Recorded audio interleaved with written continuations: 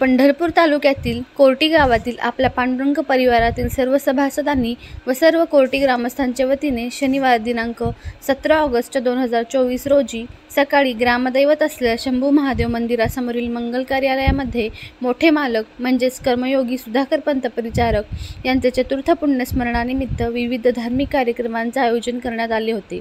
स्वर्गीय सुधाकरपंत परिचारक मालकांच्या पुण्यतिथीनिमित्त भजन पूजन व हबप जगताप महाराज यांचा हरिकीर्तनाचा कार्यक्रम संपन्न झाला। जगताप महाराजांनी आपल्या कीर्तनामध्ये स्वर्गीय सुधाकरपंत परिचारक मालक यांचे कर्तृत्व गुणावर सुबोध असे कीर्तन करून श्रोत्यांना मंत्रमुग्ध केले। यावेळी शेकडो भाविक उपस्थित होते। कीर्तनाचा कार्यक्रम संपल्यानंतर सर्वांना महाप्रसाद देण्यात आला। या कार्यक्रमासाठी पांडुरंग परिवारातील सर्व सभासदांनी सरपंच, उपसरपंच, ग्रामपंचायत सदस्य व आजी माजी कारखान्याचे संचालक व कारखान्याचे कर्मचारी तसेच कोर्टी ग्रामस्थ मोठ्या संख्येने उपस्थित होते। हा कार्यक्रम यशस्वी करण्यासाठी कोर्टी ग्रामस्थ व पांडुरंग परिवार कोर्टी यांनी विशेष परिश्रम घेतले। तर तुझी पिढी पेटली असते, मला उपायच काय आगली तुझ्या जवळच आहे ना, आगली तुझ्या जवळच आहे ना, पिढी पेटवायला मला उपायच काय कारण?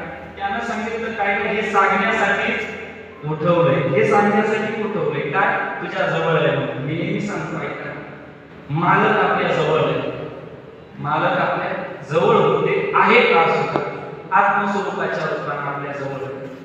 जोपर्यंत व्यक्ती आपल्या जवळ असतो तोपर्यंत तो किती मोठा आहे याची खात्री आपल्याला होत नाही, ऐका ना।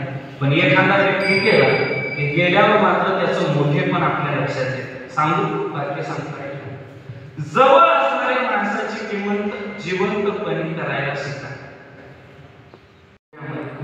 मोठी पुण्यामध्ये संस्था आहे सिंधुताई सपकाळ मागे गेल्या, तर सिंधुताई सपकाळांनी साधा एक वाक्य सांगितलं होतं। त्या म्हटल्या होत्या की आमच्या महाराष्ट्राचं दुर्दैव हे महाराष्ट्राला माणसं गेल्यावर कळतात, जिवंतपणे कळत नाही, गेल्यावर माणसं। आणि महाराष्ट्रामध्ये साधूंना जेवढा त्रास झाला, ज्ञानोबापासून तुकोबारायपर्यंत समाजसेवकांना जेवढा त्रास झाला, सामाजिक कार्यकर्त्यांना जेवढा त्रास झाला, तेवढं दुसरं कुणाला नाही।